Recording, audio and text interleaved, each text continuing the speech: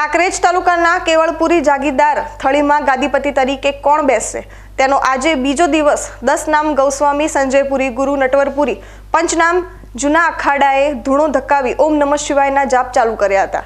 આજે કેવળપુરી જાગીરદાર થળીના મહંત જગદીશપુરી બાપુના બ્રહ્મલીન થયાના 5મો દિવસ થયો છે। સંજયપુરી ગુરુ નટવરપુરી પંચનામ જૂના અખાડાએ જણાવ્યું હતું કે જ્યાં સુધી અમારા કાર્તિકપુરી બાપુને ગાદીપતિએ નહીં બેસાડો ત્યાં સુધી અમારો અખંડ ધૂણો ચાલુ રહેશે, સાથે ઓમ નમઃ શિવાયના જાપ ચાલુ રહેશે। બંને પક્ષના સાધુ સંતો મહંતો બોળી સંખ્યામાં આજે પણ ગાદીપતિની નિમણૂક કરવા અડગ રહ્યા છે। કાયદો વ્યવસ્થા જળવાય એ માટે બનાસકાંઠા પોલીસ ખડે પગે રહી હતી। आप कहाँ से आए हो बापू? उत्तर गुजरात विसनगर महसाणा जिला। हाँ, आपका नाम क्या है? संजयपुरी जी। और कौन से अखाड़े का? पंचदश नाम जूना अखाड़ा। अच्छा, यहाँ बैठने का कारण क्या है? बस सच्चाई की लड़ाई थी।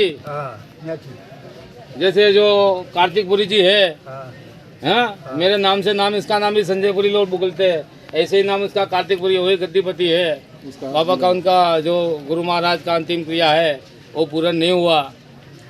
हाँ, सबको मालूम है। जब तक ये कारण का जो निर्णय ना आए तब तक क्या करोगे आप? आ जाएगा। कहाँ तक बैठे रहेंगे? हाँ, जब तक वो बोलेगा आ जाएगा। है सब आपके दिल में हृदय में है सभी के। क्या सुनना चाहते हो, क्या बुलवाना चाहते हो? हाँ, यही मन तो क्या उसको बना है।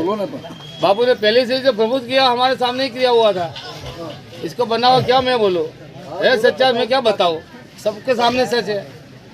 આજે જગદીશપુરી બાપુ અહીંયા જે મંચ તરીકે બિરાજમાન હતા એમને દેવ થઈ ગયા, કૈલાસવાસી થયા આજે 4 દિવસ થઈ ગયા, છતાં પણ અમને જગ્યામાં કોઈ એન્ટ્રી કરવામાં દેવામાં આવતી નથી, અમને કોઈ સમાધિના દર્શન કરવા દેવામાં આવતા નથી। એટલે અમે બધા અહીંયા અનશન ઉપર બેઠી અને બાલિકોર ઓમ નમઃ શિવાયના જાપ અખંડ ધૂણો જલાઈ અને બેઠા છીએ અને અખંડ ઓમ નમઃ શિવાયના જાપ જપી રહ્યા છીએ। 3-4 દિવસથી અમારા સાધુ સંતોને અમને કમાળ બંધ કરી અને બાલિકોર બેસાડવામાં આવ્યા છે। જ્યાં સુધી અમને કાયદાકીય રાહે અમને ન્યાય નહીં મળે ત્યાં સુધી અમે બેસવા માટે અહીંયા સક્ષમ છીએ।